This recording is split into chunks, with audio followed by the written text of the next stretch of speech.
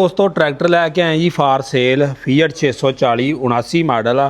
Tractor ਦਾ ਤੁਹਾਨੂੰ ਮੁਕੰਮਲ review ਕਰਵਾ ਦਿੰਦੇ ਆ ਤੇ ਫਿਰ ਮਾਲਕਾਂ ਦਾ ਰਾਬਤਾ ਨੰਬਰ ਤੇ ਮਾਲਕਾਂ ਨਾਲ ਵੀ ਗੱਲਬਾਤ ਕਰਦੇ ਆ ਕਿ ਕਿੰਨੇ ਦਾ ਵੇਚਣਾ। ਟਰੈਕਟਰ ਹੈਗਾ ਜੀ ਫਾਰ ਸੇਲ।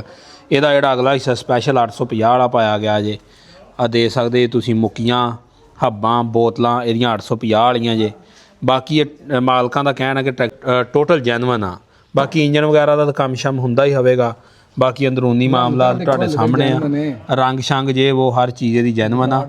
ਮਰਗਾੜ ਜੈਨੂਅਨ ਨੇ ਇੱਕ ਵਾਰੀ ਤੁਹਾਨੂੰ ਮੁਕੰਮਲ ਦਿਖਾ ਦਿੰਦੇ ਆ ਲਿੰਕਾਂ ਤੇ ਪਿਛਲਾ ਹਿੱਸਾ ਵੀ ਦਿਖਾ ਦਿੰਦੇ ਆ। ਇਹਦੇ ਆ ਟਾਇਰਾਂ ਦੀ ਕੰਡੀਸ਼ਨ ਚੈੱਕ ਕਰੋ ਤੇ ਮਾਡਲ ਹੈਗਾ ਜੇ 79 ਆ। ਡੀਜ਼ਲ ਪੰਪ ਇਹਦਾ ਚੈੱਕ ਕਰੋ।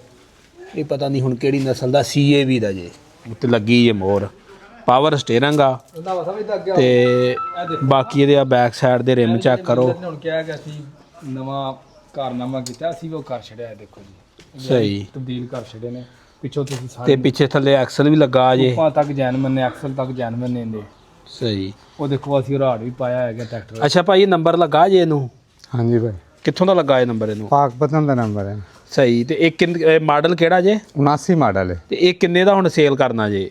ਇਹਦਾ ਜੀ ਫਾਈਨਲ 15 ਲੱਖ ਰੁਪਏ। ਲਓ ਜੀ ਦੋਸਤੋ 15 ਲੱਖ ਰੁਪਈਆ ਫਾਈਨਲ ਆ ਭਾਈ। ਆਪਣੇ ਹਰ ਪਾਸੇ ਜੈਨੂਅਨ ਜਿੱਥੋਂ ਮਰਜ਼ੀ ਇਹਨੂੰ ਚੈੱਕ ਕਰ ਸਕਦੇ ਹੋ।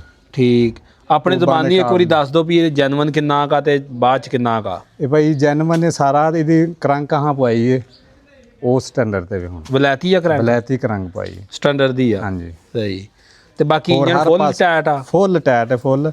ਹਾਂ ਭਾਜੀ ਸਲੋ ਮਾਰ ਕੇ ਥੋੜੀ ਜਿਹਾ ਸਾਊਂਡ ਵੀ ਚੈੱਕ ਕਰਾਓ ਹਨ ਯਾਰ ਦੋਸਤਾਂ ਨੂੰ। ਬਾਕੀ ਭਾਈ ਆਪਣਾ ਰਾਬਤਾ ਨੰਬਰ ਉਨੀ ਦੇਰ ਸ਼ੇਅਰ ਕਰੋ। 0300 ਹਾਂਜੀ 6522 ਹਾਂਜੀ 394 6522 394 ਪ੍ਰੈਸ਼ਰ ਹਾਂ ਆਪ ਲੋ ਆਇਆ ਇਹਨੂੰ। ਸਹੀ